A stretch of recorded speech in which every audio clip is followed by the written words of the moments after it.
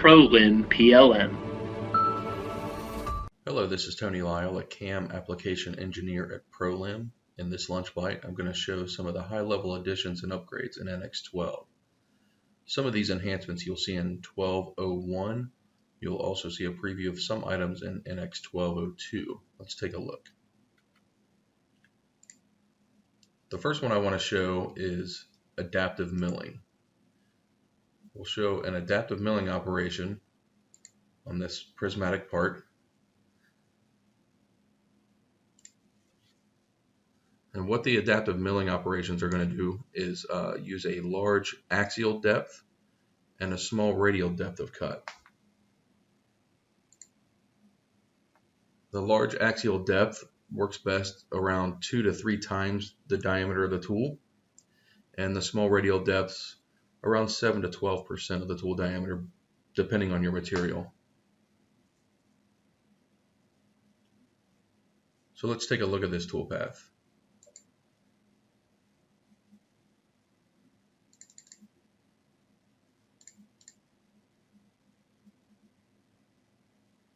So you'll see you're taking a large depth of cut. It's going to calculate the best path to maintain constant chip thickness. You'll get even tool wear over the entire length of the flute, which is going to result in longer tool life. This reduces chatter and reduces cycle times. This tool path is going to calculate whether it's quicker to wrap it up and over the part, or whether it's quicker to wrap it around the material. You'll see that here.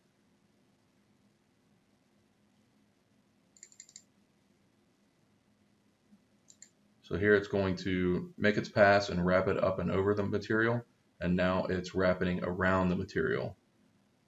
You'll see it's got a small lift and wrapping around.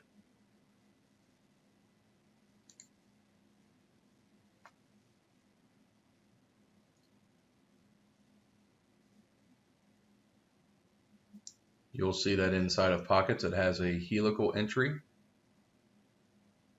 and the outside has a radial entry on the open areas. Alright, so let's take a look at another part. Here we'll do the same thing. Again, I'll show you where this operation is in Mill Contour. Here is the adaptive milling operation. We'll select the tool, and I'll show you a little bit inside the operation. So here's our step over. We can create it by a tool flat or a constant. I like to use a constant with the tool diameter percentage, maybe 12%. And we also have, this is new in 12.02, we have a percent of flute length on the depth of cut, which is available in the adaptive milling. It's also in cavity milling and Z-level profile. So this is a nice addition. So for the adaptive milling, I don't want to use the automatic cut level that's going to generate to the bottom of my material. This defaults to a single range type. So I'm just going to select the top of my vise jaw, and we'll just raise it up slightly to 33 millimeters. And we'll generate this and see what we get. Again, it's going to use the full depth of cut of 95% of the flute length and 12% step over.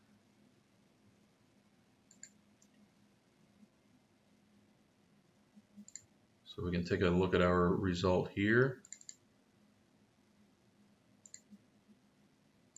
Now it's got our helical entry and a pocket area.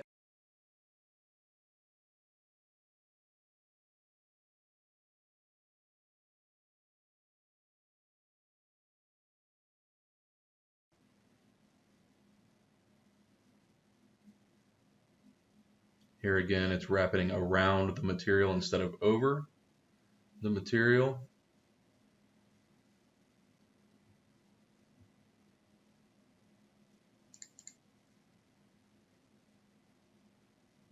And there's our part milled out with that operation.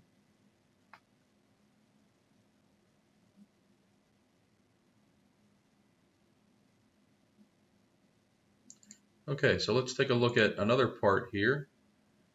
I've got a scenario here where I've compared it to the traditional cavity mill with a high feed mill, stepping down about 3% of the tool diameter and stepping over about half the diameter.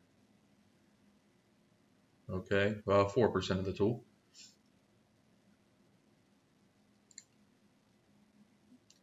So we've got a 16 millimeter high feed mill, and then we're going to rest mill with the 6 millimeter high feed mill to get the rest of the material out. So I've compared that to an adaptive milling operation with a 16 millimeter bull nose and a rest milling operation. So let's take a look at this adaptive milling operation again. And you'll see once more it's going to take a large depth of cut, small radial cuts.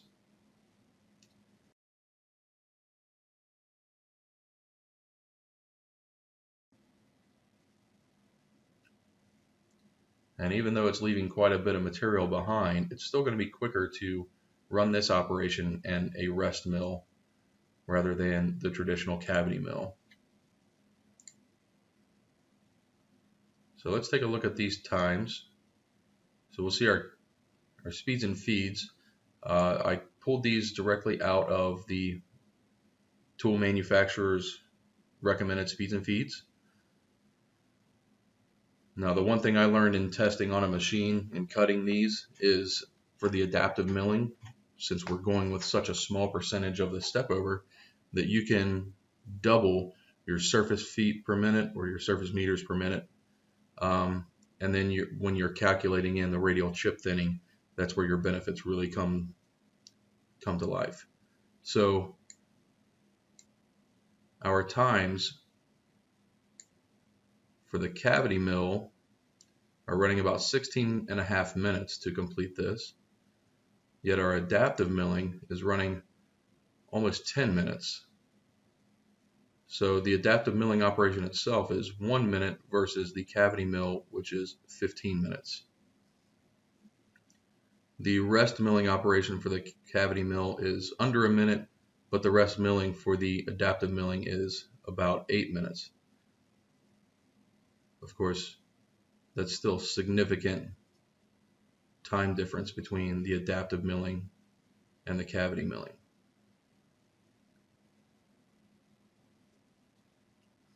So let's take a look at some of the enhancements in 1202.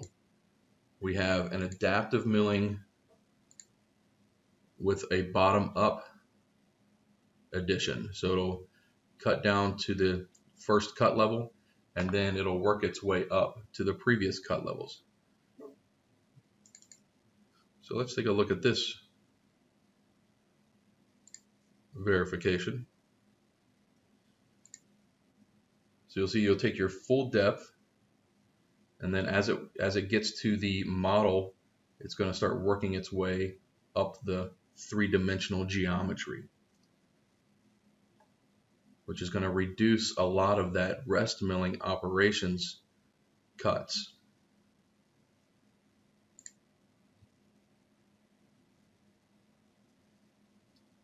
Okay, again, this is a 1202 enhancement, and with this enhancement, we're going to see some very significant time savings.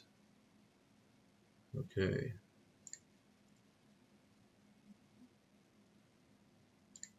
Let's take a look at these times. So you'll see the adaptive milling takes about twice as long as the previous adaptive milling, but our rest milling is about 30 seconds compared to 8 minutes and 30 seconds. So our total times have dropped from 16.5 minutes to less than 3 minutes. And again, these are speeds and feeds that I pulled out of the tool manufacturer's book. Again, doubling the surface feet per minute, or in this case, surface meters per minute. and calculating radial chip thinning.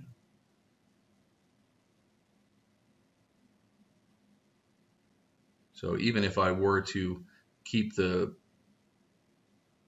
surface meters per minute the same, I'm still looking at 5 minutes versus 16.5.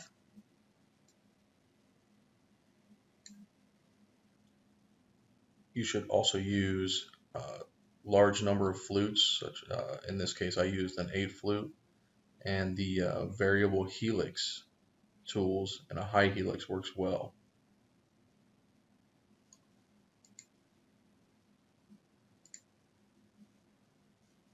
Okay, the next enhancement we want to look at, I'm going to go back to our first part here in our adaptive milling operation, and let's look at some of the cutting parameters here.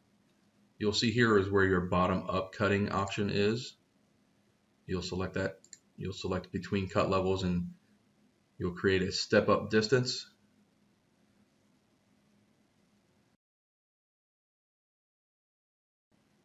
Maybe about a millimeter or so is maybe 2 millimeters is usually a pretty good baseline.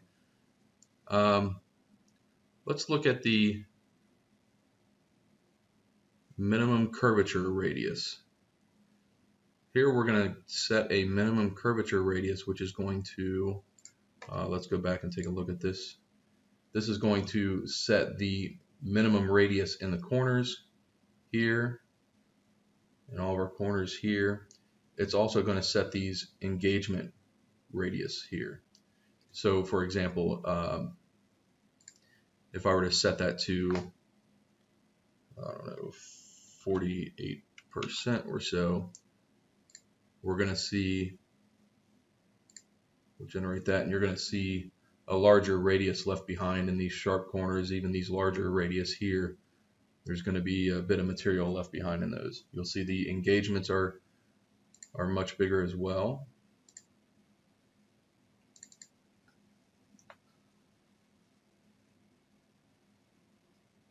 So you'll see a bit of material is left behind in these corners here. Okay, I'll cancel that, and you'll see the comparison between this operation and the smaller one.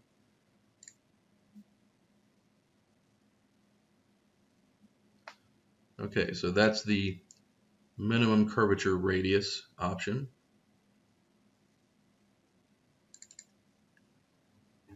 Let's go back to the adaptive milling operation here. Take a closer look at our bottom up cutting.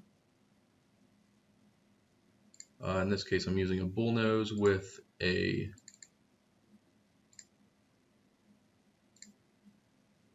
one millimeter corner radius.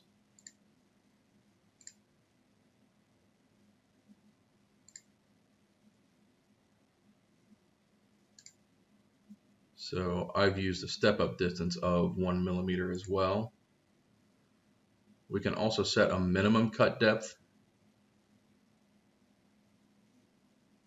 which is the minimum cut depth on the step up distance.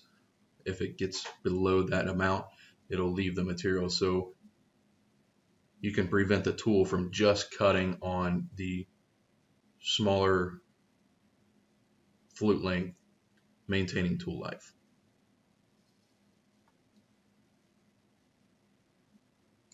Okay, another option here is in the non-cutting moves. Let's go back to the prismatic part.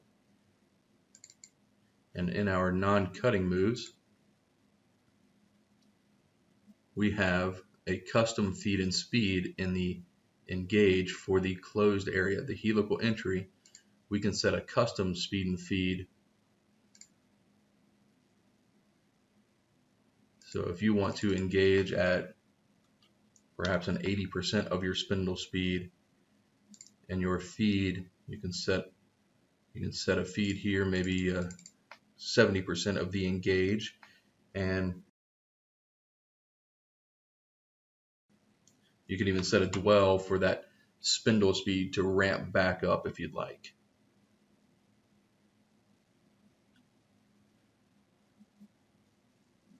The next enhancement I want to talk about is pillar cutting, which is available in NX1202. Let's take a look at it. You may get situations where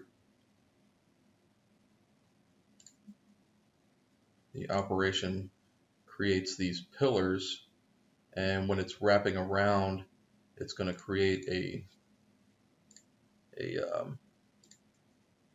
little stem of material that could potentially harden on you and jeopardize your tool life.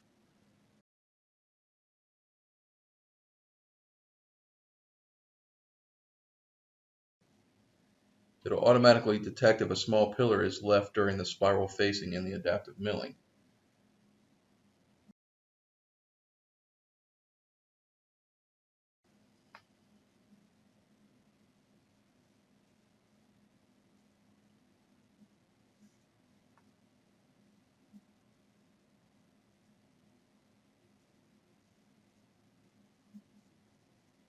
So here you'll see it could create that small little stem, and as it breaks off, it could deflect back into your tool. So we have the option of turning on the pillar cutting here. So we can continue adaptive pattern, which was the previous operation, and this one we've set to cut with helical motion. And this is going to automatically detect if a small pillar is left during that spiral facing in the adaptive milling. And it'll leave a cylindrical geometry which is milled with a helical motion. So let's take a look at it.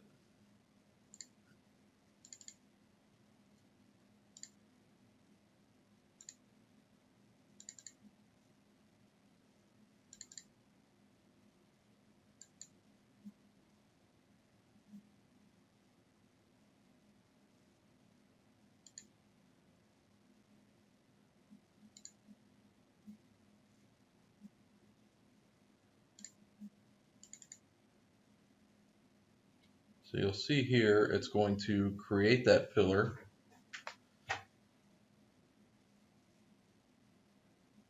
and now it's going to use a helical motion to cut that pillar away. Also, it would have created a stem here, so it's going to create another pillar inside of this and cut that with a helical motion.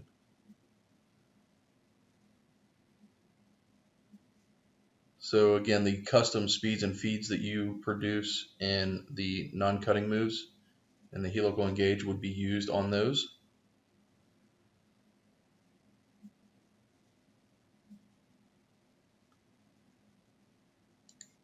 So that's a big benefit.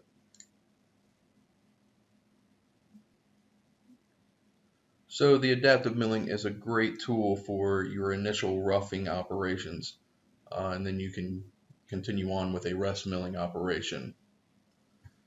Let's move on to the next item, which is guiding curves. I'm going to go back to this part. We'll hide this. We don't need this anymore. Guiding curves is a new drive method in the fixed axis.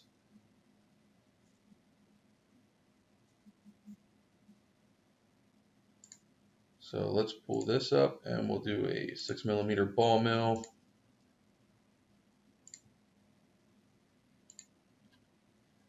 And let's take a look at guiding curves. So we're going to specify a cut area first. And I'm just going to specify this cut area in here.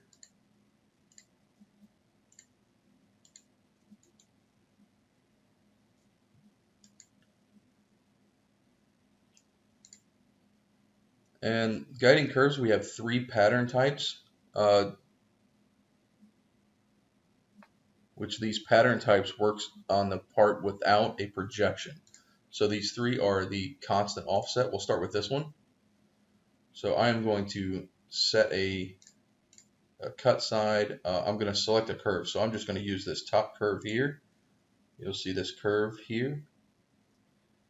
So it's using this curve, and it's going to offset this curve throughout my cut area.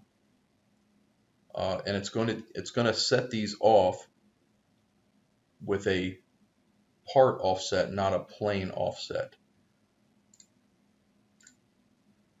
So I'm going to say a distance of about 1 millimeter just to show the toolpath here.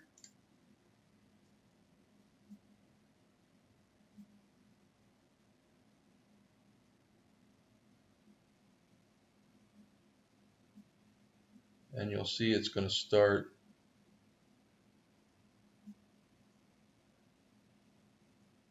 with that guiding curve, and it's just going to offset into the cut area. We have some cut orders. We could cut it away from the guide, which is probably what we'd want to do here. Selecting that option. So it's going to start at the guide and it's going to cut away from it. And in this case, that's going to be internal to the cut area.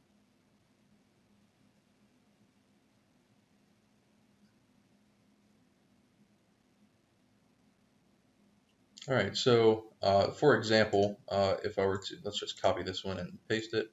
And if I wanted to specify a different cut area, if I wanted the area up here, it's still going to use that guiding curve and cut away from it. So you'll see it's still going to offset that curve even into this part area. Okay, so that's basically taking the offset around this area and projecting it out.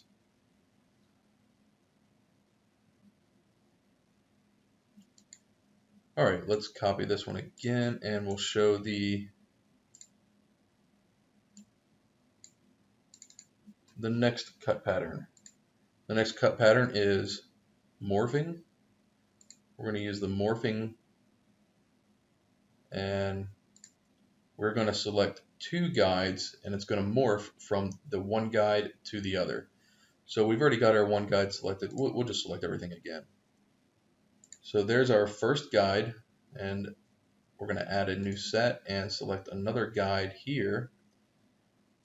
I'm going to select this as my second guide. So it's going to morph from one to the next. Our cut order, we want to go from guide 1, and then it's going to go down to guide 2.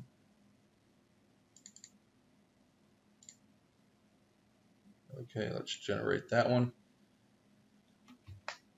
And this is a great option for not so symmetrical cut areas like this, where you want to kind of morph those cut patterns so you don't see the transitions like you did in the previous operation. So it makes a nice little transition down to this cut pattern.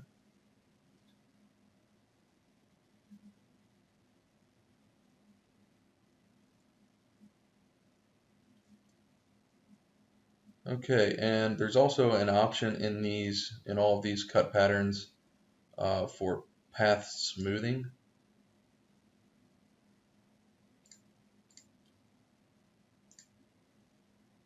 Which will smooth these sharp corners here.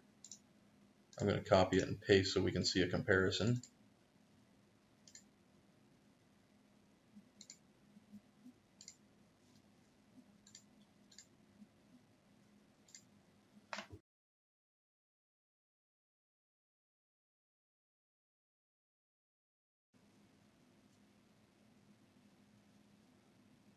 So here's the operation with the path smoothing option checked.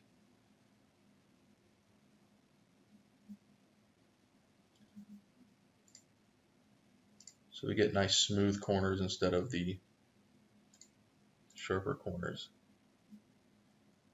This is available in guiding curves and all area mill non-steep patterns. It smoothens the corners and toolpaths with the step over applied on the part. So you get a smooth tool life and a better surface quality, and you don't have your machine stopping and ramping up and decelerating and accelerating. All right, let's take a look at the last guiding curve cut pattern, which is the racetrack around guide. So we can select a curve. We can select a curve, and it's going to start on that curve and offset in a racetrack-like pattern. So, for example, if we were to, let's select this line throughout here. Okay, so the tool is going to start along this, and it's going to slowly just work its way out and in from there, offsetting. So in this case, we're just going to do it away from guide. That'll be fine. And let's generate this.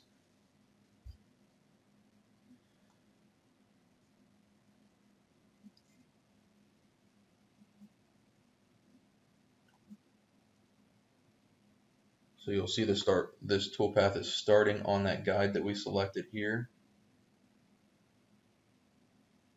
and it's working its way around. Okay, you can also, let me copy this one and paste it, but we can also project curves onto the part, and we can use projected curves. So, for example, we can do a racetrack using this as our guide. Let's take a look at what that looks like. So it'll start here and just racetrack around and offset out to the cutting area.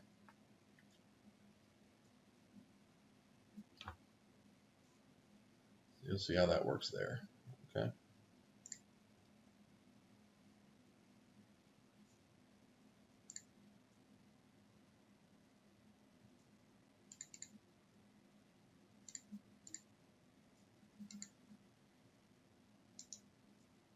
All right, I'll do the last option. We'll show the curve here as a guide.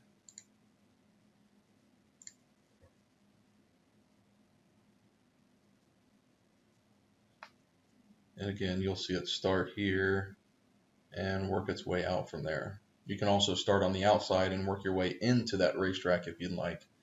So you can really adapt to any kind of cut area and manipulate this to whatever your needs are. It's a great new tool. Guiding curves is also available as a variable axis or a 5-axis drive method as well. If you look into the mill multi-axis, here we have variable guiding curves.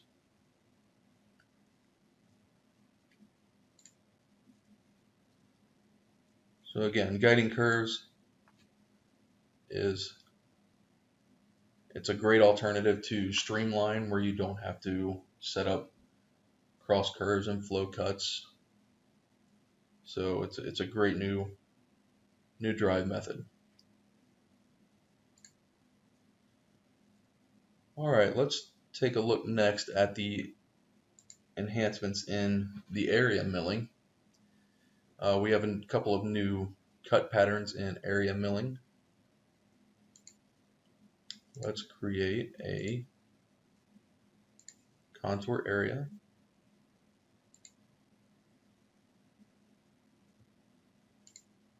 And we'll cut this area, which these are just simple drafted walls here. So I'm going to start with the steep cutting, and we'll show the new Z-level helical cut pattern. We'll do maybe 8% of the tool. I'm going to do about 1% on that.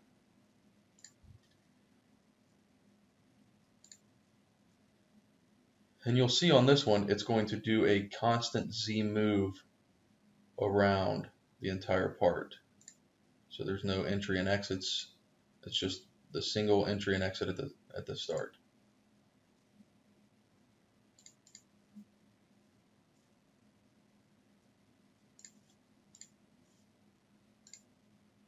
Okay, so there's a constant Z movement involved with this.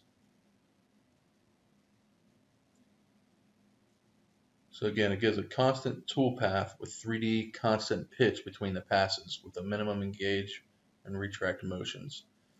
It's especially useful for symmetrical part geometries, as well as the spiral cut pattern in the non-steep. So let's take a look at that one. Let's do a non-steep. Here we have a new spiral, and we'll do about the same. We'll do 8% of the tool again, and generate that one.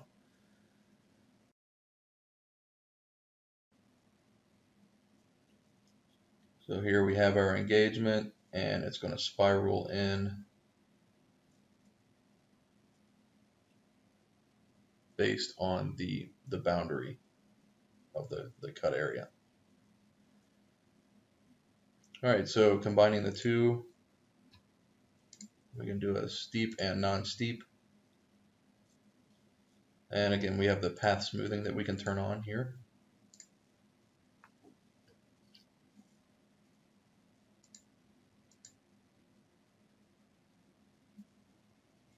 And there's our tool path that's constantly staying engaged to our part.